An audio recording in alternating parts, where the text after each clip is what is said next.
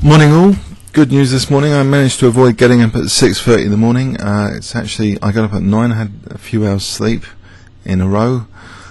Yesterday, I lost the game against IM, as expected on rating difference anyway.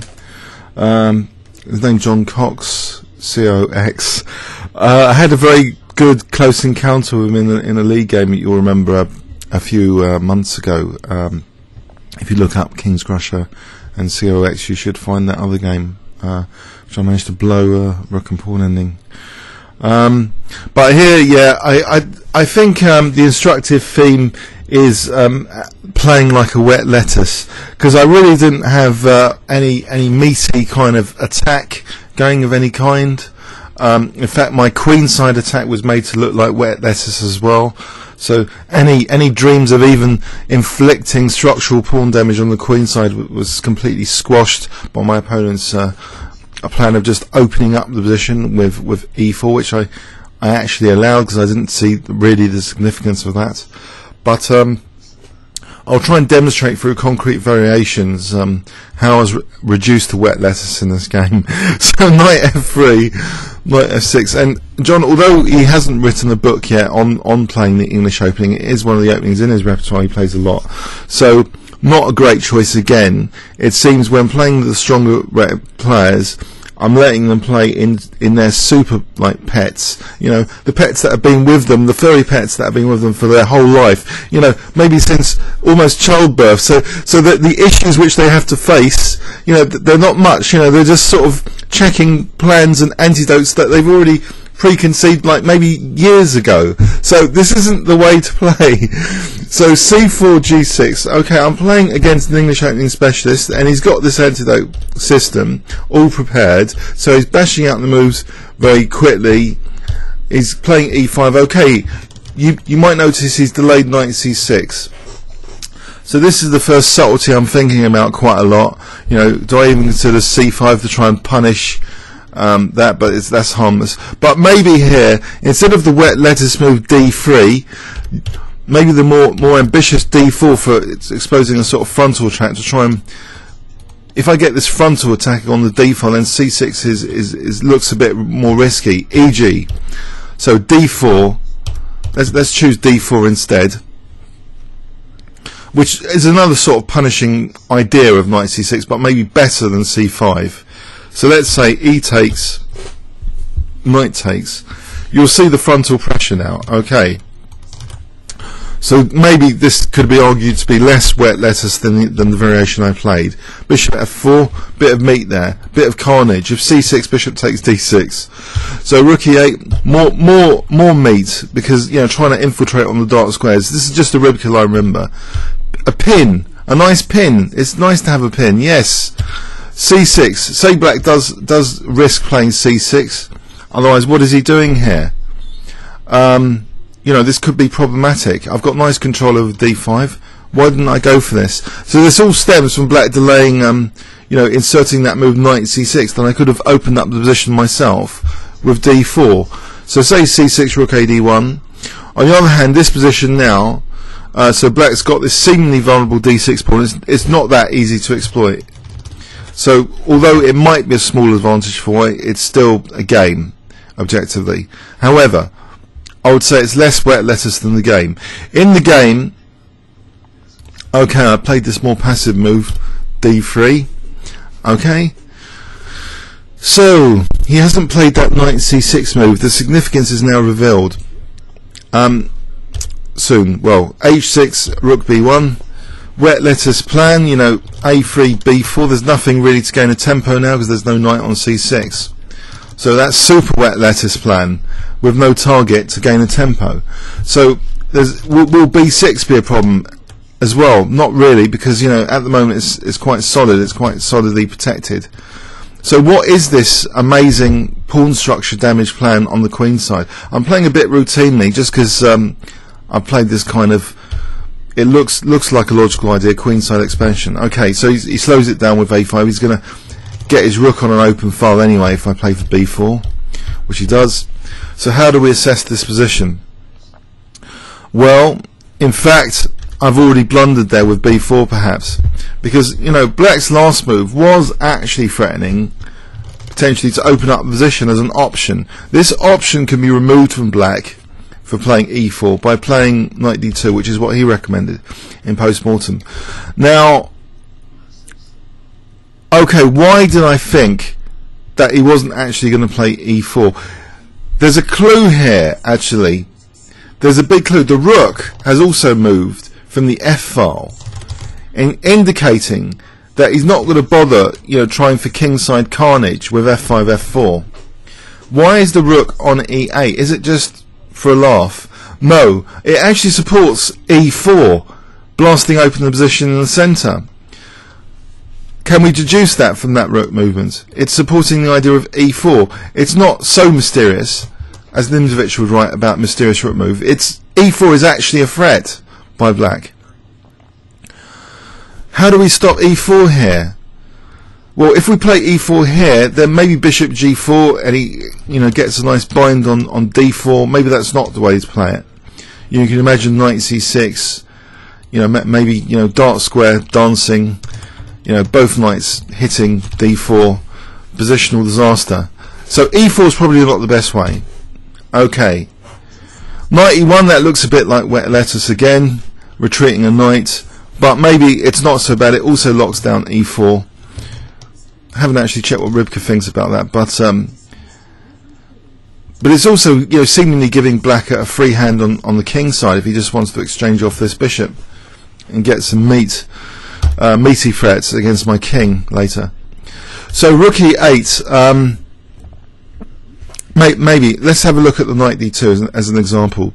So b4. Now I'm throwing in knight c6 as an optimistic idea. Black is not compelled to play knight c6 to give a target, but let's say black does offer a target for this queenside expansion plan. Then of course I might see some exciting possibility of a pawn sack in this highly optimistic line, and then even offering h3 as another pawn sack, and then getting the positional advantage which justifies this whole b4 b5 plan. So white might actually be better here. But let's rewind here. So basically, if he doesn't play knight c6 in this line, let's go back. Let's play something else. c6. Let's try this ultra dynamic d takes e4, allowing double pawns, but again frontal pressure on d6. Bit of meat rather than wetlets all the time. So knight a4. This kind of position might be okay for white. Black's a bit tied down. Maybe I can potentially, you know, double, have actually a threat on d6. Okay, something concrete. But no, in the game, as he put it, you know, this relies on the position as being sort of closed. Black's trying to open the position, so making these pawn moves look a bit silly with this opening the position now with e4. In fact, though, there might be a good try with just taking, and if we look at the concrete here, bishop b2 is very interesting Ribka idea now. Sack the c4 pawn, very dynamic, and I didn't see, of course, this idea. Now knight e5, and now bishop d5 and white be better. Very interesting idea, but I didn't consider, of course, this. But I just thought my pawns were getting weak in that line. I just what did I do? Oh, I played such a passive move, knight e1. But I was optimistic vaguely about this, you know, rerouting to get knight d5, to get bishop b2, to gain a tempo, to get the queen on a1, to play knight cd5, to finally get some meat going, meaty threats. Once I get knight d5 to get the dark squares. That was the plan anyway. So that was all triggered by the idea of knight e1 to c2 to e3. Okay, so I didn't think it was as passive as it looked. Bishop f5, knight c2, then he plays queen c8. And I felt a bit offended by this plan, actually, because this reminds me of, you know, in the past, you know, people are always playing to get rid of the king's fianchetto bishop, and isn't that naughty? Because then there's kingside weaknesses later, and you can often win games through winning a piece because you get this check, lucky check, and you win a piece somewhere else. So, but I thought I'm past all that. I'm more sophisticated positional play nowadays. Surely this crude plan of playing Queen C8 for this battery just designed to pick up my kingside bishop is going to backfire on black's light squares, in particular D5, as I previously sort of illustrated. So yeah, I'll let him play that. I'll play knight E3 rebelliously. Bishop H3, so bishop B2, so this plan's coming into action. I'm going to get an iron grip on D5, I'm going to blow him away here, surely. So he takes on G2, the insulting plan continues, he takes on D3. Now here, overnight I thought, oh, this was the major blunder, but I don't think so. I think the whole choice of opening was just wet lettuce. That's the major theme. I was going to mention about, how do you choose between swing and roundabout decisions? Is it, if you have an overall plan, that should help the side here. So the swings and roundabout decision here, to take with the pawn or take with the queen. If I give you 10 seconds here, what would you take with, the pawn or the queen? It's plan A or plan B. Let's call them plan A, plan B. So plan A, if you take with the queen, what benefits does it offer? You've got the frontal pressure, you've got the prevention of C6. On the other hand, knight C6 to E5, will that be strong because you've damaged your chain? Your chain is C4 might be vulnerable with tempo. So plan A or plan B, if I give you 10 seconds here. Okay, I don't think it matters either. I think maybe queen takes D3 is better because knight C6 I can at least get in this knight D5. But in this kind of wet lettuce line, black's got active play. I'm robbed of my nice bishop whilst black's got his nice king's bishop still. It's still difficult to arrange F4 here. In fact, this looks interesting. Why isn't F4 playable here? This is a Ribke line. Let's quickly say, why can't we finally get onto black's dark squares, even in this position? I guess it's probably to do with maybe rook takes B2 or something. So F4, is that a disaster? Rook takes B2. That is a disaster, in fact. So say queen takes, there's knight takes C4. Say queen moves, B5, and apparently black is absolutely much better. Maybe there's like threats like this. E3's disaster. Black's got this huge bishop. Okay, so yeah, that's a wet lettuce line as well. So whatever I play now, it's a passive position. The crude insulting plan has paid off, just exchanging off my light squared bishop. My grandiose positional play has been refuted. This game has wet lettuce written all over it, I would say. So I take on the A file. Now I'm getting worried, in fact, about B5, terrified about that, and knight E5, but it didn't even bother with that. He just played H5, introducing new dangerous threats. Just bishop H3.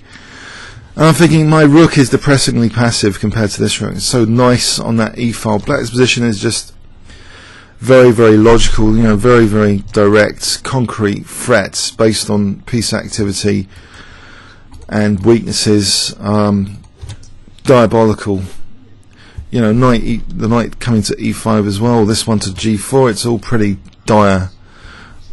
No, he doesn't even have to play knight G4. He wouldn't want to double his pawns, but the other ones are valid. So rook A1, and here it's where I get desperate because I'm thinking, how do I defend this position with bishop H6? So I explode here. I start giving up material for nothing. But say I didn't play C5, which just gives up material for nothing. Let's say I was running short of time as well, because all of that high resolution business I mentioned about the eye of the tiger didn't help in this game. I was just staring at my weaknesses for longer periods of time, finding absolutely nothing. That's the reality of it, because the whole opening, the plan choice was very passive. It was very wet lettuce. So no matter how much I stare at this position, there's nothing I found for white. There's no entry points. I've got the weaknesses. Just takes time to arrange his queen getting onto them with a knight, it seems. But let's assume Queen D2 to see how white can go downhill. Here's an example. Nice pin, D5 locking E4, taking on E3 even, dominating outpost on E4, sacking maybe H3 coming up. This would be a massive advantage emerging for black. All of this stuff is absolutely pathetic. It's completely useless. This isn't a great ad for playing the English opening, this game, it's got to be said. So so let's go back. So I self-destruct now with C5 because I'm thinking, maybe I can treat it as a sort of gambit, but he just plays Queen C7. Okay, he munches, and then this kind of optimism now about maybe he's going to take and I can get some play on the C pawn is all destroyed. He just plays Queen D7, just munching another pawn by force. So I'm going 2 pawns down, the usual story. I'm 2 pawns down now, grovelling in the dust against the much higher rated player, and he just simplifies now into a winning rook and pawn ending. Sacks the D pawn, technical win. I could have resigned now, did resign now. Sorry about that, guys. I feel I've let everyone down, I've let myself down. I've just played like a total wet lettuce. I've just played, to his very furry pet, that he had next to his bedside when he was like just after he was born. This is like as super pets go. This is really super comfortable. He might as well have written a book on the English opening, but he probably didn't want to give away all the millions of secrets that and finesses that he knows about the English opening. But maybe it's his next book, who knows. But if I wanted to play more aggressively, D4 here might have been a good try, not D3, because black hasn't played that knight C6. So these lines of ED and maybe knight E5, well, they're not there. So maybe D4 is a possibility. So the queenside plan, if it's to be justified, work on justifying it. I think the first justification, given that black's not going to sort of counter-attack and create many weaknesses with F5, F4, black's actually just aiming to open up the position. Is that a legitimate plan? A plan to open up the position? It seems like a null plan, a non-committal null plan. In computer science we have this term null for no value. Not zero, just null. Is this plan null? Because what is it doing, this plan of playing for E4? It does open up the bishop diagonal. It does mean that this file can simply be used. Getting rid of this pawn means that a structure where later there's pressure on the E file, the rooks just remains active. It's got some purpose, just to keep some pieces active. But against B4, what if I've got no tempo gain because there's no knight coming, to attack, then there's no B6 pawn sack. So is black's plan of this neglect of knight C6, this rapid aiming for E4, accelerated? Is it that bad? I don't think it's that bad. I think okay, so as I mentioned, knight D2 might have been the better plan, with the optimistic idea that black might actually want to play knight C6. Okay, so I let him open up the position, and after that I've got really nothing. I thought I had something, but there is actually an idea here which Rybka's picked up on, which is a golden opportunity actually compared to other variations I've mentioned. So I should have mentioned this, and it's a forcing move. Just invite the black queen right next to the king. Just play bishop takes H3 here, taking on E4, and then Queen D5. And I had seen this idea in the game, but dismissed it for some reason. Maybe I was worried about getting hacked, But Rook E5 to H5, I can just get the queen back to G2 to defend. That would be better for white. So this might have been the right way to play it against this crude plan. Instead of being insulted by it, just try and work out concretely the best way to exploit this plan with a forcing variation. So the forcing variation, just taking and taking basically, even though it seems a bit scary. because there's no knight g4s. This knight's actually doing something to stop being mated immediately with knight g4. I guess he could play more slowly, knight d7 to e5, and then try knight g4. But I would always have maybe f3, get away with f3. So this probably was the way to go. This probably was the key missed opportunity, actually. Not this excitement with rook a1 to try and get knight d5 to go for the king, but rather just this idea, this tactical idea to try and get this queen d5 in. Okay, so the rest of the game was becoming total wet lettuce, yes, because there was nothing to attack. There's no attack points here. Whoops. So queen c2, I'm getting attacked. He's got his active rook on the e file. I've got this knight which is now a target to bishop h6. Not only that, h5 is dual purpose, threatening h5, h4, h3. Not only that, there's possibilities of b5 and knight e5. I'm just waiting to be stuffed here. So rook a1, hence the panic. I mean, yes, you can probably tell some frustration I've got with this game. I'm sorry, I'm just really sorry I played like this. Please leave any comments or questions on YouTube. Thanks very much.